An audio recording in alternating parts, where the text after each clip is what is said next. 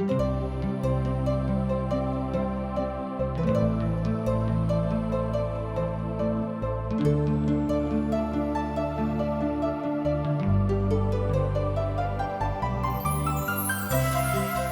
हार्दिक स्वागत कर रहल छी TWR इंडिया के द्वारा प्रस्तुत आशक इजोत कार्यक्रम में। यह एकटा सिलसिलेवार रूप से बाइबल के अध्ययन अछि। हमरा उद्देश्य अछि कि अहाँ सब परमेश्वर के इच्छा से अवगत रहू, जाय से हुनक विरुद्ध कोनो काज एहन नहीं करू कि दंड के भागीदारी बनू। बाइबल संपूर्ण मनुष्य जाति के छुटकारा के संदेश अछि। कृपया देखू आ सुनू, जाय सो परमेश्वर अहाँ के जीवन जिंदगी के राह ठहरे। आशा के इजोत मैथिली कार्यक्रम में हम एक बेर और अहाँ के अभिनंदन प्रभु यीशु मसीह के मीठ आ पवित्र नाम से कह रहल छी। अब हमरा सब एहि अध्याय में अय्यूबक तेसर दोस्त से भेंट करबाक लेल जा रहल छी। हुनक नाम रहन सोफर। ओ कानूनची रहलाह। ओ जानैत छथि जे परमेश्वर अपन इच्छा के अनुसार कथा करैत छथि। ओ कानूनक आधार पर देखैत छथि जे परमेश्वर देवल गेल परिस्थिति में अपन काजक अपन कानून व्यवस्था के आधार पर करैत छथिन। ओ बिल्दत से कनेक दोसर प्रक्रिया और अलग स्वभावक लोक रहथि। ओ तऽ परंपरावादी स्वभावक मनुष्य छलाह। ओ भूत सँ आ वर्तमान काल के जोड़ि कऽ कथा करैत रहथिन। मुदा हुनक दिमाग वैज्ञानिक जकाँ रहनि जे पाथरक लग आबि सकैत अछि, अर्थात ओ पाथरक बातक विषय में बता सकैत अछि जे धरती कतेक पुरान थिक। सोफरक सोच विचार वैज्ञानिकक जकाँ अछि, मुदा ओ अपन विशेष ध्यान कानून व्यवस्थाक ऊपर दैत छथिन। आ जँ केओ हुनका वर्तमान मानि कऽ देखतैक तऽ ओ हुनका बता सकैत छथि जे हुनक नीक विचार एहि बातक दिस इशारा करैत अछि जे ओ ईश्वरवादी कम, मुदा ओ कानूनची ज्यादा रहथि। एहि बातक अहाँ आजुक परिप्रेक्ष्य में देख सकैत छी, कियाक आजुक व्यवस्था में हमरा लोकनि देखैत छी कि संसार में विशेष लोग कानूनचिये छथि। ईश्वरवादी लोगक कमी भऽ गेल अछि। एक व्यवस्था के अनुसार ओ चले वाला लोग छलाह, मुदा ई तऽ स्पष्ट अछि जे जाबे धरि केओ व्यवस्था के नहि मानैत अछि, ई संसार में ओ कोना कऽ चलताह वा कोना कऽ चलि सकैत छथि। सोफर अपन दैहिक बनावटक के कुदरतक व्यवस्था के मानैत छथिन, अर्थात ओ बुझैत छथि कि जे देही हमरा मिलल अछि ई एकटा प्राकृतिक वरदानक रूप में हुनका लग छनि। सोफर ओहि आदमीक जकाँ छलाह जे हमरा सँ दोसर बातक पुछियौक, हम तऽ अहाँके समाप्त एहि बात का उत्तर दऽ कऽ कह देब जे ओ कानूनची छलाह आ हर बात में विद्रा के कथा करैत रहथिन। तहन अहाँ बुझि सकैत छी कि हुनक विचार आर हुनक मनक मनोभाव बहुत उचित नहीं कहल जा सकैत छै। जे परमेश्वर अपन कानून व्यवस्था के अनुसार अपन काज करैत छथि, ई तऽ बात सत्यक थिक, आर व्यवस्था के विरुद्ध में ओ कोनो काज नहीं करैत छथि। अंततोगत्वा ओ बिल्दत सँ बेसी कानूनची और अमानवीय प्रकृति के लोक रहथि। ऐसे बेसी नीक होइत कि हम कहब कि ओ बिल्दतो सँ बेसी खराब लोक छलाह, एहि में कोनो संदेह नहीं थिक। तहन नामाती सोपर कहलनि, बहुते बातक जे बाजल गेल अछि कि ओकर उत्तर नहीं देवल जाइत छै कि बकवादी मनुख धर्मी ठहरावल जायक। एहि बातक एहिठाम अहाँ 1 और 2 पद में देखैत छी। अध्याय भेल 11। एहिठाम ओ अपन जे बातचीत अय्यूबक संगे आरंभ करैत छथि, ओ आरंभे में हुनका कहैत छथिन कि भऽ सकै छै जे बकवादी मनुख धर्मी ठहरावल जायक। एहिठाम अहाँ देख सकैत छी ओ अपन शब्दक भंडार सँ झाँपि तोपि कऽ एहन शब्दक आनैत छथि जाहिसँ केकरो तकलीफ भऽ जेतैक। एहि तरह अहाँ बुझि सकैत छी कि बहुत केओ शब्द रूपी शस्त्र से लोगक ऊपर आक्रमण करैत छथि। बहुत विद्वान सब कहैत छथिन कि जँ केओ अहाँक लाठी भाला से मारैत छथि, अहू से बेसी चोट अहाँक शब्दक शस्त्र से लागत। यह कथा एहिठाम हमरा लोकनि देखैत छी कि हिनका संगे चित्रार्थ होइत छनि। मुदा ई तऽ कानून विदक कथा छल, ई तऽ न्याय संगत बात नहि रहेक। मुदा ई बात अयुबक संगे लागू कोनो परिस्थिति में नहीं होइत अछि।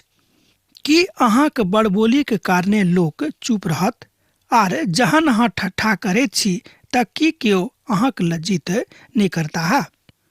अब सोफर और एक डेग आगू बढ़ि कऽ अयुबक लग जा रहल छथि आ हुनका मूर्ख बनेबा के प्रयास कऽ रहल छथि कि मनुख हुनक झूठ बातक ठट्ठा नहीं करतेक आ हुनका एक कूटनीतिज्ञ के रूप में हुनक हंसी उड़ाबैत छनि। ई कतेक दुखक बात अछि जहन हमरा सब अपने आदमी के ठट्ठा उड़ाबैत छी। एहि तरहक मनुखक कमी आजुओ के परिप्रेक्ष्य में आजुओ के दुनिया में नहीं थीक। अहाँ देखैत होबेक गामों पे हन लोग बहुत छथि जे दूसरा के कमजोरी के गिन गिन कऽ अर्थात हुनक कमजोरी के खोजि खोजि कऽ हुनका ऊपर ठट्ठा उड़ाबैत छथिन। मुदा वो अपन कमजोरी के नहीं देखैत छथि कि हम कतेक कमजोर छी। सोफर तऽ हुनका झूठा बाजि दैत छथिन।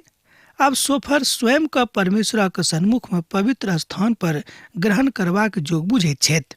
कियाक तो एहि बातक कहैत छथिन कि हम व्यवस्था का माने वाला मनुख थिकौं हैं आर परिस्थिति के अनुसार हम व्यवस्था का एमर उमर करैत रहैत छी। कोनो मनुख एहि संसार में एहन नहीं छथि जे परमेश्वरक व्यवस्था का एमर उमर कऽ कऽ हुनका प्रसन्न कऽ सकैत छथि। सोफर ई चाहैत छथि जे ओ अर्थात अयुब हुनक बातक सुनेक और हुनके तर्क का अंतिम मानेक। हुनक विचार यह रहन, आजुओ के दुनिया में हमरा सब देखैत होब वा अहूँ देखने होबेक कि बहुत लोग गाम पर एहन छथि जे ई चाहैत छथि कि ओ जे कहैत छथिन तकरे अहाँ कहियो कि हाँ ठीक अछि, बा अहाँ जे किछु कहै छी एहिमे एको रत्ती संदेहात्मक बात नहीं थिक। मुदा हम जे कहै छी यह बात सत्य बुझू आ अहाँ जे कहै छी उस बात सत्य नहीं थिक। अर्थात लोक अपन बातक मनेबाक लेल बा दूसरा गोटे सँ मनबेबाक लेल तरह तरहक तर्क वितर्क करैत छथिन। एही तरहक स्वभाव एहिठाम सोफर के हमरा लोकनि देखैत छी। अहाँ तऽ ई बाजैत छी जे हमर सिद्धांत शुद्ध अछि और हम ईश्वरक नजर में पवित्र थिकौं हैं। मुदा नीक यह होइत जे ईश्वर स्वयं कहतीक। एहिठाम अयुब एहि बातक बड़ स्पष्टता के साथ बतबैत छथि। ओ कहैत छथिन कि ई तऽ नीक होइत, अहाँ तऽ कहैत छी कि ईश्वरक नजर में अहाँ पवित्र थिकौं हैं। मुदा नीक तऽ ई होइत जे ईश्वर स्वयं ई कथा कहेके। प्रभु तऽ कथा नहीं कऽ सकैत छथि, कियाक तऽ पिता परमेश्वरक जे कथा करबाक सिद्धांत छनि, जे माध्यम छनि, जे रीति छनि, जे संचार माध्यम हुनक छनि, ओहि माध्यमक विषय सँ वही दऽ कऽ प्रभु परमेश्वर अपन कथा के बाजि सकैत छथि वा कऽ सकैत छथि। मुदा हमरा सब माठक मनुख ततेक स्वयं के बुधियार बुझैत छी जे कहियो कहियो स्वयं के हुनके स्थान पर आनि कऽ देखैत छी।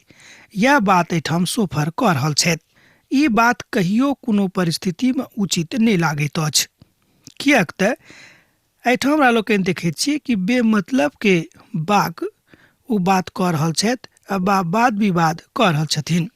हम तो सोच गप में यह कहब कि वो बकवादी जकाँ कथा कऽ रहल छथि आ जानबूझ कऽ लोक के जिद कऽ रहल छथि, विशेष कऽ कऽ अयुब सँ कि हाँ हमर बातक मानू आर जेना हम कहैत छी एही तरह अहाँ मानू, कियाक तऽ यह आत्मिक कथा थिक। अयुब परमेश्वर के महान भक्त छथि। अयुब भने तकलीफ में पड़ि गेल छथि, ई दोसर कथा थिक। मुदा हुनका मालूम रहन कि हम परमेश्वरक संगे रहऽ वाला लोग थिकौं हैं। हम ईश्वर के नीक धिया पुता छी, तैं पिता परमेश्वर हमर परित्याग नहीं करता। मुदा जो करियो देता तो कोनो गप नहीं, हम हुनक त्याग नहीं करबनि। एहि तरहक विचार अयुब के रहन। हम एहि द्वारा एना कहलहुँ हैं, परमेश्वर केकरो परित्याग नहीं करैत छथि। मुदा अयुबक एहि कवितात्मक पोथी में कहियो कहियो बा बहुत ठाम एहि तरहक अभिव्यक्ति कयल गेल अछि, तकरा बुझबाक लेल हमरा सब एहि तरह कथा कऽ रहल छी। कियाक तऽ एहि बातक जाहिसँ हमरा लोकनि खूब कटिबद्ध भऽ कऽ प्रतिबद्ध भऽ कऽ सीखी। किएक तऽ जँ प्रतिबद्धता नहि होइत तऽ हमरा सब परमेश्वरक ओहि वचनक नीक रीतिसँ नहि सीख पायब जाहि बातक इच्छा पिता परमेश्वर राखैत छथि। यह बात आजुक परिप्रेक्ष्यमे हमरा सब गोटेके सिखबाक अछि। एहि विषयके ऊपर अहाँ मानि सकैत छी कि हुनक अनुभूति कनेक दोसर जकाँ रहनि, मुदा हमरा सब कहियो कहियो अपन अनुभूतिके अनुचित रीतिसँ प्रयोग करैत छी जाहिसँ लोकक तकलीफ होइत अछि। जहन हमरा सब केकरो सुख नहि दऽ सकैत छी तऽ हमरा सबके दुख देबाक अधिकार सेहो नहि अछि। किएक तऽ बहुत बेर लोक एहि तरहक लोक विशेष कऽ कऽ गाम समाजमे बेसी रहैत छथि। ओ चाहैत छथि कि अहाँ तकलीफमे रहू, अहाँके तकलीफमे देख कऽ हुनका बड्ड आनन्द लागैत छनि आ हुनक आँखि जुड़ाबैत छनि कि देखियौ अमुक आदमीके आइ भोजन नहि भेटल रहनि। हमर विचारमे तऽ सोफरक लग अयुबक लेल कोनो तरहक समाद नहि रहनि। ओ बुझैत छथि कि हमरा लग अयुबक देबाक बहुत किछु अछि, मुदा सत्य रूपे जो देखल जायक तऽ हुनका लग हुनका देबाक लेल किछु समाद नहि रहनि। और अहाँक ऊपर बुद्धिके गुप्त कथाके प्रकट करैक जे तकर हुनक भरम अहाँक बुद्धिसँ बढ़ि कऽ अछि, तैँ जानि लिअक जे ईश्वर अहाँक अधर्मीमे सँ बहुत किछु बिसरा दैत छथि। एहिठाम ओ अयुबक तर्क दऽ रहल छथि कि अधर्मीके बहुत बातक परमेश्वर बिसरा दैत छथि। सोझ गपमे कि अधर्मीके परमेश्वर याद नहि राखैत छथि। बड़ सत्यके कथा थिक, मुदा ई बात ई व्यवस्था अयुबक संगे लागू नहि होइत अछि। मुदा हुनक मित सोफर एहि बातक लागू करक इच्छा राखैत छथि हुनका संगे जे उचित कोनो तरहे नहि लागि रहल अछि। आ जे किछु ओ हमरा अयुबसँ कहैत छथि हम तऽ कहब ओ आरामदायक नहि थिक, मुदा हुनका जिन्दगीमे एहि बातसँ कोनो तरहक आराम नहि भेटैत छनि, मुदा उलटले हुनका तकलीफ भऽ रहल छनि। यह तथ्य आजुओके संदर्भमे बुझल जा सकैत छै। ओ अयुबके बाजि रहल छथि जे अहाँ तऽ ओहि बातक आधो ग्रहण नहि कऽ रहलहुँ हेँ। जँ अहाँक लग आबि रहल छथि तऽ ई बड्ड दुखक और बड्ड अभिव्यक्तिके कथा थिक। ओ कहैत छथि जे जतेक अयुब सतावल जा रहल छथि, हुनक मित सब अहूसँ बेसी हुनका सतेबाक आशा राखैत छथि।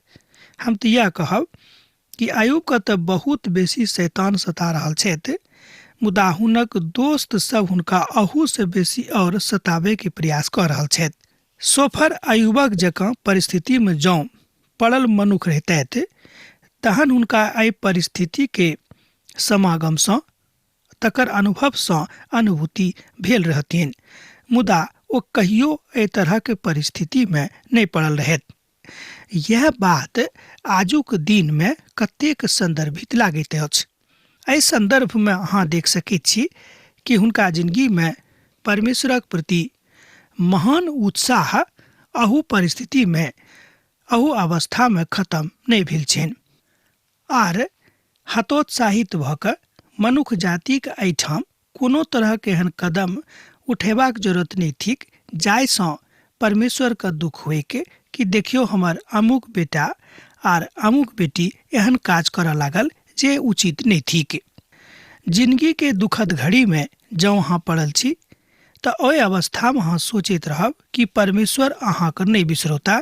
ई बात बड्ड सत्यक थिक। भऽ सकैत छै कि अहाँके और बेसी नीक करबाक लेल परमेश्वर अहाँक जिंदगीमे दुखके पठौने छथि।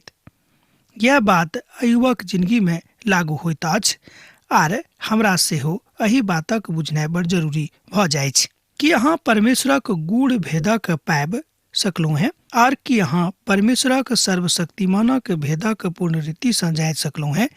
एहि बातक एहिठाम 7 पदमे बतायल गेल अछि।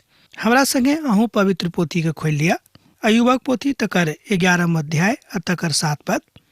एहिठाम एहि तरह बतायल गेल अछि कि अहाँ परमेश्वरक गूढ़ भेदक पाबि सकलहुँ हेँ और कि अहाँ परमेश्वरक सर्वशक्तिमानक भेदक पूर्ण रीतिसँ जानि सकलहुँ हेँ। हम तऽ कहब कि कहियो ने केओ ने बड सोझ उत्तर अछि। मुदा हुनक दोस्त एहि रीतिसँ हुनका चिढ़ा रहल छनि, कुढ़ा रहल छनि, चिढ़का रहल छनि। कहियो जँ अहाँ दोस्त केकरो बुझैत छी तऽ कहियो कोनो दोस्त एहि रीतिसँ धूर्तताके साथ एहि तरहक परिस्थितिमे अपन दोस्तक साथ एहि तरहक बात नहि कऽ सकैत छथि।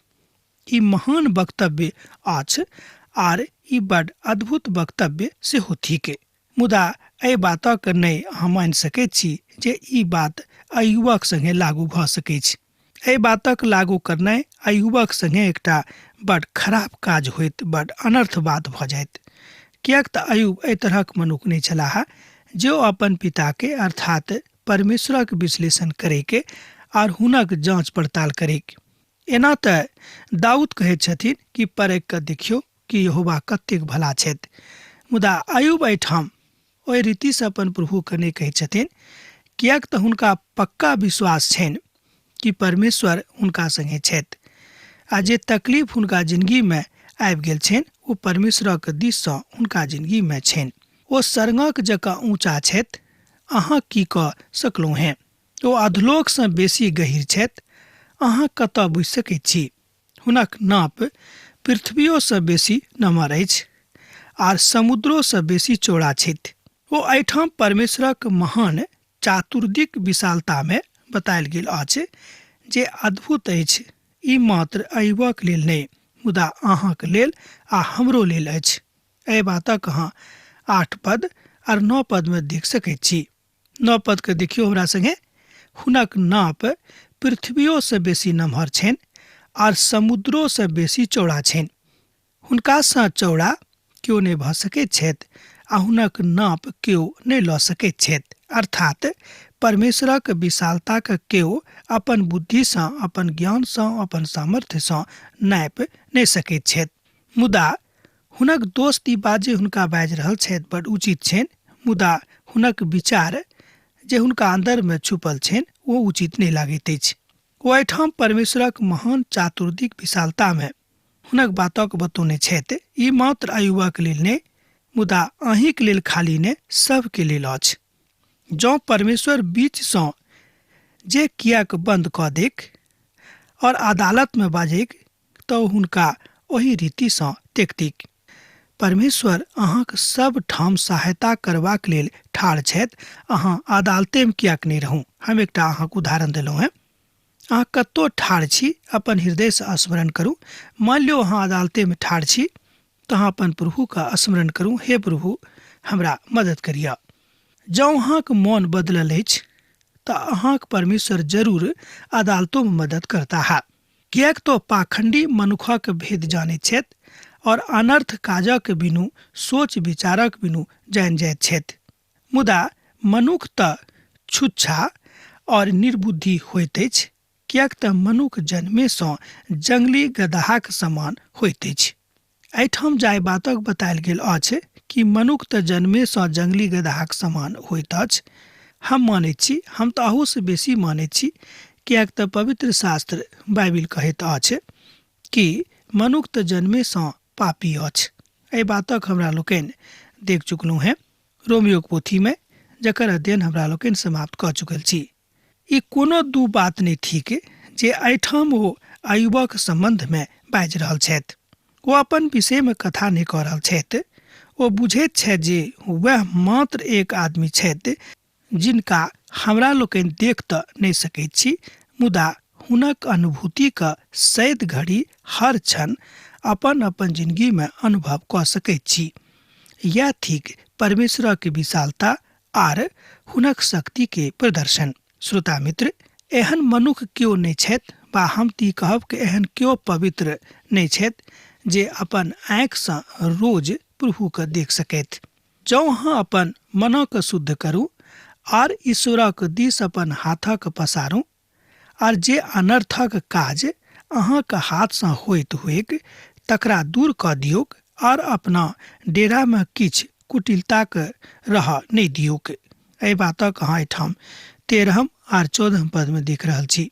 एहिठाम ओ अयुबक समझा रहल छथि कि जँ अहाँके अन्दरमे कोनो अनर्थ काज अछि, जँ अहाँ कोनो पापक लुका के रखने छी आ जँ अहाँ तकरा छोड़ि देबै तऽ परमेश्वर अहाँके माफ कऽ देता है। हम तऽ कहब कि बात सत्यक थिक। जँ हमरा सब अपन पापक मानि लेबै तकरा छोड़ि देबै तऽ परमेश्वर हमरा माफ कऽ देता, अहूँके माफ कऽ देथिन। मुदा ई बात अय्यूबक संगे लागू नहि होइत अछि, किएक तऽ पिता परमेश्वर स्वयं एहि बातक स्वीकार कऽ चुकने छथि कि एहि धरती के ऊपर हुनकासँ बेसी भलाई करयवला और खरा चलयवला मनुष्य केओ नहि छथि। तहन एहन मनुष्यके दुखक कालमे एहि तरहक सलाह देनाइ, एहि तरहक बात करनाइ एकटा कुटिलतेक बात भऽ जाइत अछि। आ पुनः ओ अय्यूबक लग आबि कऽ और हुनका शब्दक जालसँ प्रताड़ित कऽ रहल छथि। जेना हम आरम्भेमे बाजने छलहुँ हेँ कि ओ अपन शब्द भेदी बाण अय्यूबक ऊपर चला रहल छथि। अय्यूब किछु कथाके लुका कऽ राखि रहल छथिन, बा राखैत छथि, बा बुझैत छथि जे अय्यूब कोना कऽ एहिठाम हार सकैत छथिन। हुनका हरेबाक लेल ओ अपन शब्द रूपी बाणक चला रहल छथि। बहुत बेर लोकक भाषासँ बड़ चोट लागैत छनि। मुदा अहाँ जानैत छी कि एहि कालमे अय्यूब कोन परिस्थितिमे पड़ल छथि आ हुनक दोस्त जँ हुनकासँ एहि तरहक कथा कऽ रहल छथि तऽ ई उचित कोनो परिस्थितिमे नहि लागैत अछि। यह बात आजुक संदर्भमे, आजुक परिप्रेक्ष्यमे ओतबे पारदर्शित अछि जतेक अय्यूबक कालमे छलीक। अर्थात अय्यूबक तीनों दोस्त हुनका ऊपर कोनो ने कोनो तरहक पापक मरि रहल छथिन। जे अय्यूबक किछु पाप, अर्थात हुनका सभक मनमे ई छनि जे अय्यूब किछु पापक लुका कऽ रखने छथि, तैँ हुनका जीवनमे एहि तरहक तकलीफ आबि गेल छनि। कारण की छलैक कि हुनका सभक लग अय्यूबक सांत्वना दियवला कोनो शब्द नहि भेटलनि। तहन ओ सब की करतथि, किएक तऽ किछु ने किछु तऽ हुनका बजबाक रहनि। तैँ ओ हुनका ऊपर अपन शब्द रूपी बाण चलौनाइ आरम्भ कऽ देलखिन। तैँ एहि शब्द भेदी बाणसँ ओ बेर बेर अय्यूबके घायल कऽ रहल छथि। जे एक दोस्तके उचित काज कोनो परिस्थितिमे आ कहियो नहि कहल जा सकै छै। केओ नहि कहते कि हाँ ई उचित बात छल। जँ अहाँ केकरो मित्र छी, केकरो दोस्त छी, तऽ दोस्तक उचित काज होइत अछि कि हुनका हुनक परिस्थितिमे मदद करियौन। आ जँ अहाँक दोस्त कोनो अनुचित काज कऽ रहल छथि तऽ हुनका सम्हारियौ कि यौ अहाँ एहि तरहक काज नहि करू। तहन तऽ अहाँ निश्चय अपन मुखक निष्कलंक देखा सकब और अहाँ स्थिर भऽ कऽ कहियो नहि डेरायब। अब एहि वचनसँ आजुक अध्ययन हमरा एहिठाम समाप्त करबाक आज्ञा दिअ, किएक तऽ अहाँसँ विदा होयके काल भऽ रहल अछि। पाती लिखैत रहब, बिसरायब नहि। यीशुक नेह सैद घड़ी अहाँक जिंदगीमे बनल रहेक। आमीन। हमर विश्वास अछि कि ई कार्यक्रम अहाँके लेल लाभदायक सिद्ध अछि। हम चाहै छी कि अहाँ अपन आशीषके हमरा संग साझा करू। जँ अहाँके नजीक बाइबलसँ आ जीवनसँ सम्बन्धित कोनो प्रकारके प्रश्न भऽ सकैत अछि तऽ अपन समस्याके लेल प्रार्थना करबाके लेल जँ चाहै छी तऽ हमरा फोन नंबर पर जरूर संपर्क कऽ सकैत छी। परमेश्वर अहाँ सबके लेल एकटा सुंदर, सुखद, आनंदित दिन प्रदान करैक।